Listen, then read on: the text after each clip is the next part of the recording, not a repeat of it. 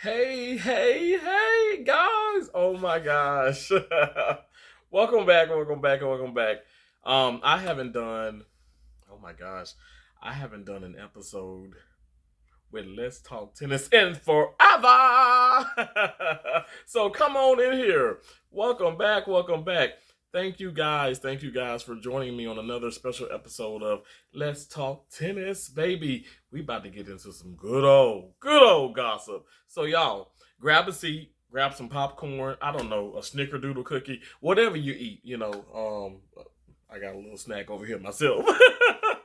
And come on back to Let's Talk Tennis, baby, here on It's a Terrence Kind of Thing. All right, guys.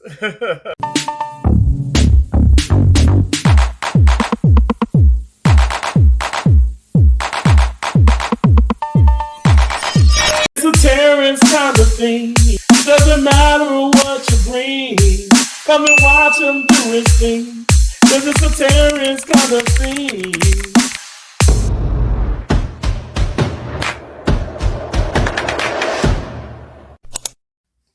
Hey. Okay, guys, we're back. Okay, guys, I don't know if you well, hopefully the ones that do watch tennis and play a little bit can understand. So, the topic, or I guess today the video is about hmm it's coming around with Novak Djokovic. Ooh, y'all already know. Back here, I forgot the episode. Maybe I'll try and um like link that episode, on this video. That I was like, okay, well, who's the greatest player for as the men's side on the ATP? Because we already know of all time, the most like the greatest. Serena Williams, okay. That okay. We gonna get off of that, but I'm gonna go back on Djokovic, okay.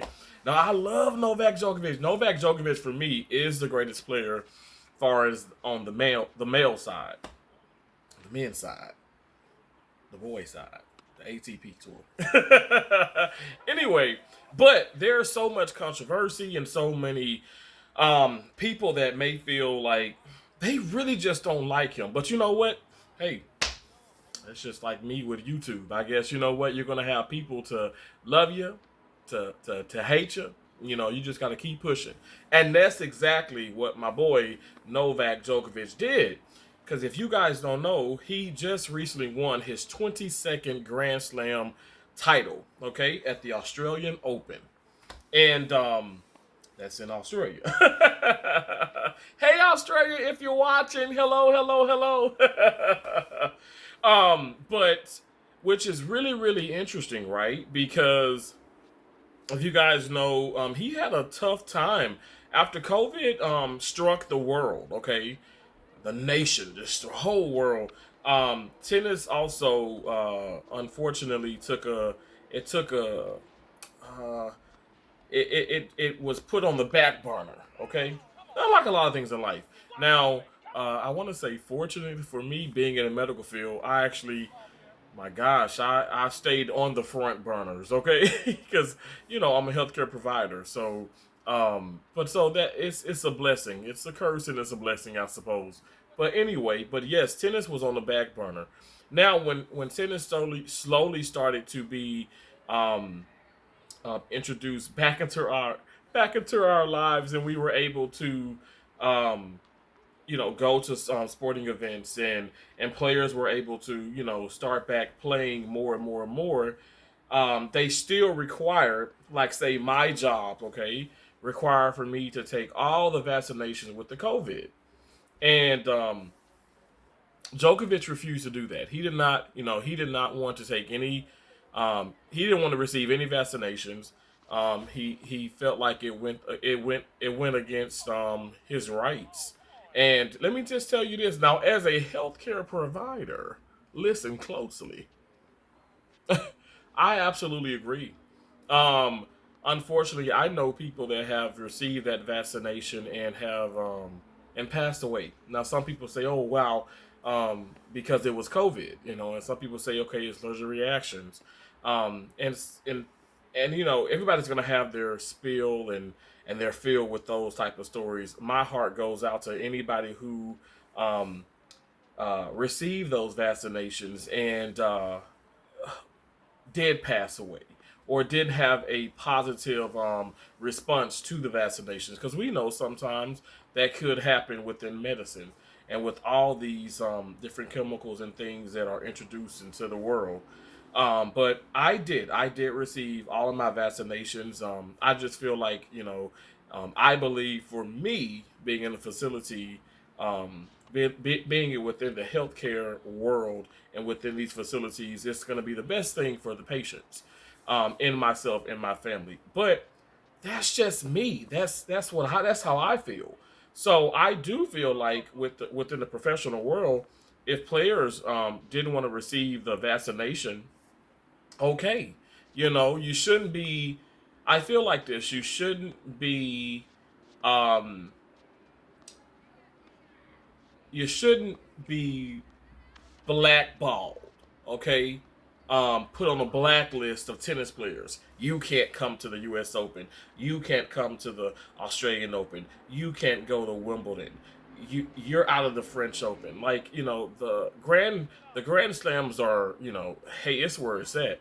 Now other tournaments that are smaller, it's important too, because you have to get your point system. Okay, you have to get that up. So we're going to touch on all of that because this is going to be quite interesting. So now during okay, during this 2023, I was going to say U.S. Open. I just got finished reading something with Serena Williams with the U.S. Open. So anyway, during this Australian Open, Novak Djokovic, I mean, he came guns a blazing, balls a blazing. Really played very, very well. Really didn't have too many scares, if you ask me. I thought he just played great. All the way through the final. Now, with that being said, now we know. Fast forward, we know he won. Like I said, his 22nd Grand Slam title, and the commentators for this particular um, match was Chris Fowler. We everybody knows him of the tennis world and also of other sports. Really, really awesome commentator, and also John McEnroe. Okay, oh my gosh, I've done a video on him as well, and it was pertaining to like some mean players in tennis, and Djokovic does not belong, okay, in there, and for sure John McEnroe belongs there. But I love John McEnroe. I love John McEnroe. I love his brother Patrick. I do disagree with some things that they've done in the past and said in the past, but you know what? That's a part of being an adult. You're gonna agree or disagree with certain things, and you don't like hold that against the individual. You just keep it moving and you respect people. I think we could probably use a little bit of it. We can probably use a little bit of that in YouTube. Okay, back to the video. So, Chris Fowler. Okay, so after Djokovic won, right? He played against Stefanos Tsitsipas, who is also a wonderful young player. I think Stefanos is 24 years of age. Brilliant tennis player. Obviously, he's gotten to the final. He's played against Djokovic. Oh my gosh, quite some time. I want to say maybe 12 times. And of the 12 times, he's won only two. And so now, you could say 13, and now he's 2-11 instead of 2-10. But Stefanos just got to hang in there. He's gonna get it. I'm sure he will.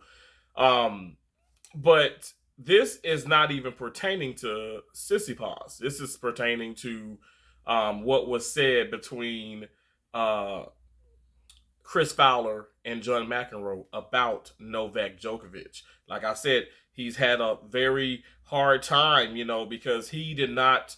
It's pro-choice for him. He did not. He did not want to receive any of the vaccinations, and they told him that he could not play in the Australian Open last year.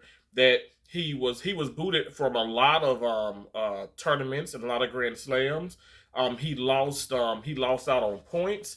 So all of this is important, right? I hope you guys are following. So Novak Djokovic wins in three sets. Okay, he wins, and here comes, even in the last two sets were tie breaks, and I got to give it to Stefanos Tsitsipas. He really, really played well, and it's not easy. I mean, especially not going up against Novak Djokovic. Um, so when Novak did win, obviously he celebrated in normal fashion. You know, very very excited. I mean, come on, it could be. I don't even have a Grand Slam, but when I won tournaments, oh my gosh, I don't care big or small, I was excited. Okay, so as he was excited, he runs to his box that has his family and all his friends in it, and he just breaks down. Okay, so much emotion. Now you hear the commentators John McEnroe and Chris Fowler start to speak, as they spoke the entire time, but they really spoke on this. John McEnroe was like, you know what, with what was given, you know, he had the odds were against him, and now look, he's won his 22nd major, within singles, and he is also now back at world number one in the world. Okay, and you got to think about it. I mean, just what like a year and a half ago. I mean, his people thought, okay, was this is this the end of Djokovic? I mean, so many things have happened to him, and John McEnroe is he's appreciative. He's verbal praising him. He's giving him his flowers. You know, if I may say, and Chris Fowler was not having it. Chris Fowler was like, well, he chose not to get, because of certain things, um, he chose not to receive, pretty much, he chose not to receive the vaccinations, which were required. And that's why he was booted from the Australian Open and other Grand Slams. And the reason he lost out on points and the play was because of his actions. And and it was so awkward even for me because I listened to it in real time and I'm like, oh my gosh, this is crazy. So what do you guys think? Now, again, Djokovic probably could care less because he's taking pictures. He's freaking what $2-3 million richer. Another Grand Slam under his belt. He's tied with Rafael Nadal. Both of them both have 22 Grand Slams under their belt. Now we know Serena has 23 in the Open era, and we know Margaret Court holds the all-time, but that's closed era, which I don't even think the count that even matters now. But she has 24. So uh, that's an amazing milestone to reach. But what do you guys think when Chris Fowler, pretty much, interrupted John McEnroe and said, "Hey, it's his fault. He should have taken the vaccination. He could have already have. This probably could have been his 23rd. Do you guys find that to be true? I mean, or are you guys, in a way, do you think that you are required if they're telling you, hey, they're making a requirement? Do you think that is a positive, or do you think that's a negative? Do you think people should make you do anything, far as when it comes to vaccinations? Say if I didn't get vaccinated with certain companies and certain hospitals, I would be terminated. Okay, now again, I was openly wanting to receive the vaccinations because I do believe in COVID, as I believe in the flu, and I get my flu vaccinations, and I want to make sure I'm doing everything in my power to be safe. Now, with that being said, some people, they don't want to hurt anyone, but they feel like they shouldn't be given they shouldn't it shouldn't be mandatory, and that's exactly what Novak Djokovic was going for. So, what do you guys think? Do you guys think that Chris Fowler was wrong about that, or was he right about that? And was John McEnroe right about what he said, or wrong about what he said? Me personally, I'm gonna say it, guys. Like you already know, I think the world of Novak Djokovic, and I am so happy, and I'm so blessed, and it has inspired me. It inspired me within my profession. It inspired me within my career with YouTube. You guys see it. I'm posting it. Never give up.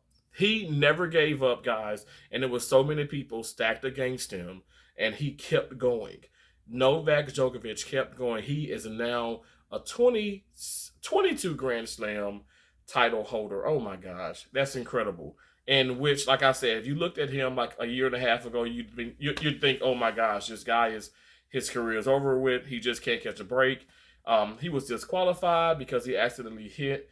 He actually hit an official, and it's just so many different things that were stacked against him. Right? He couldn't catch a break, as we would say over here in the U.S. of A. And so when he broke down in his player's box, I completely understood, and I'm rooting for him. I'm excited to see him go.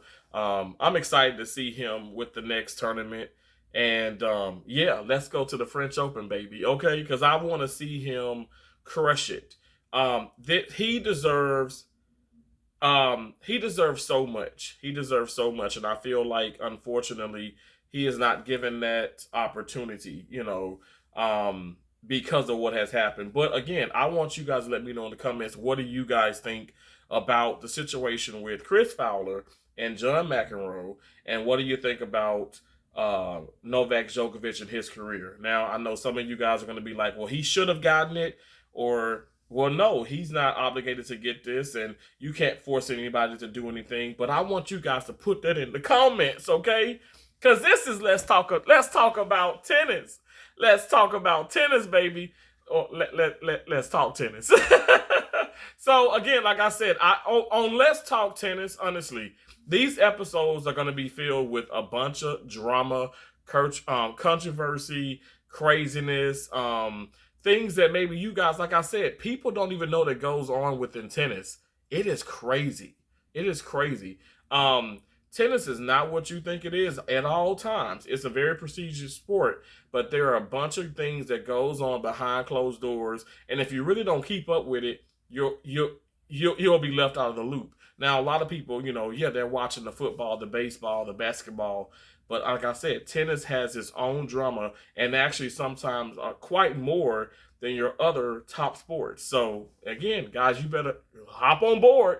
Okay, if you don't watch tennis, I guess on ESPN or whatever and stuff, you're not listening to the, news, come on over to, It's the Terrence kind of thing. Because, baby, I'm going to keep having these Let's Talk Tennis, okay, episodes for you guys.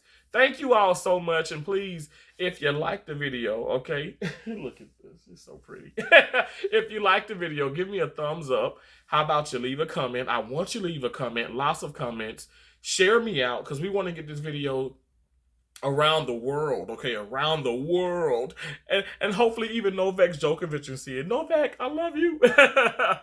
And please subscribe, baby. Okay, I guess that's it. Let's talk tennis, baby. Over and out. I'll see you guys later. It's a Terrence kind of thing. Doesn't matter what you bring. Come and watch him do his thing. 'Cause it's a Terrence kind of thing.